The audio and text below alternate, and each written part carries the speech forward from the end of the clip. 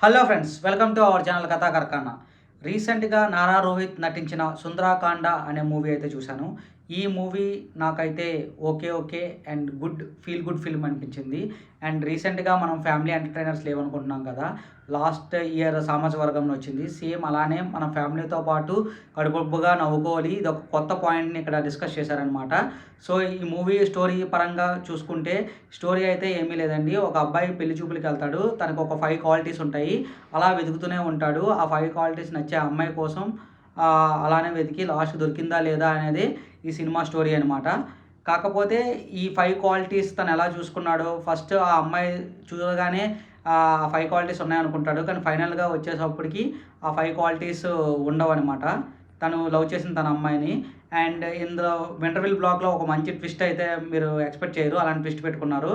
And ముఖ్యంగా సత్యాని ఈ మూవీలో చాలా బాగా హిలేరియస్‌గా కామెడీ చేస్తారనమాట. తన క్యారెక్టరైజేషన్ అయితే ఫస్ట్ నుంచి లాస్ట్ వరకు హీరో ఫ్రెండ్‌గా చేశాడు. అండ్ మీకు ప్రతి సీన్‌లో తనొచ్చే ప్రతి సీన్‌లో బాగా నవ్విస్తాడు. అండ్ ఫ్యామిలీతో మీరు బాగా నవ్వుకోవచ్చు. ఒక కొత్త నారా రోహిత్‌ని మీరు చూస్తారు. అంటే లాస్ట్ టైమ్ సోలోలో చూసారు కదా, ఎలాగా ఒక ఫ్యామిలీ మంచి ఎమోషనల్ ఎంటర్‌టైన్‌మెంటో ఇది కూడా అలానే. అండ్ ఇంకా శ్రీదేవిగా వన్ ఆఫ్ ద హీరోయిన్, అలాగే విరిగేతి అనే కొత్త అమ్మాయి నటించిందనమాట. వీళ్ళిద్దరూ అయితే చాలా బాగా చేశారనమాట యాక్టింగ్ అయితే. అండ్ హీరోయిన్ రోల్స్ కూడా చాలా ఇంపార్టెన్స్ ఉన్నాయి. అండ్ ఇంకా మ్యూజిక్ కోసం వస్తే లియోన్ జేమ్స్ బ్యాక్‌గ్రౌండ్ మ్యూజిక్ అయితే బాగానే ఉంది.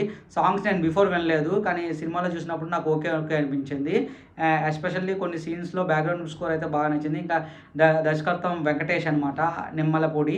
ఆయన అయితే చాలా బాగా ఎక్కడ ఎంత కావాలో ఈ మూవీలో మెయిన్ ఏంటంటే ఈ స్టోరీకి ఒక థిన్ లైన్ ఉంటుందనమాట. ఒకవేళ కొంచెం ఔట్ ఆఫ్ ద క్రాస్ చేసినా మనకి ఇదేంటి మరీ వల్గారిటీ ఎక్కువైపోతుంది అలా ఉంటుంది. అలా కాకుండా direction department and editing and screen play కరెక్ట్‌గా చేసుకున్నారనమాట. ఎంత ఫ్యామిలీ ఆడియన్స్‌కి ఎంతవరకు కావాలో అంతవరకే చేశారు. అండ్ మెయిన్‌గా స్క్రీన్ ప్లే కూడా చాలా బాగా రాసుకున్నారు. క్లైమాక్స్ అన్నీ చాలా బాగుంది. ఇంటర్వెల్ బ్లాక్ అయితే నాకు చాలా బాగా నచ్చింది. కొంచెం మంచి ట్విస్ట్ పెట్టుకున్నారు. మనం ఇంతవరకు అలాంటిది ట్విస్ట్ అయితే ఎక్స్‌పెక్ట్ చేయము. అండ్ ఇంకా ప్రొడక్షన్ వాల్యూస్ కూడా చాలా బాగున్నాయి. ప్రతి ఫ్రేము గట్టా బాగా మంచి లొకేషన్స్‌లో తీసుకున్నారు.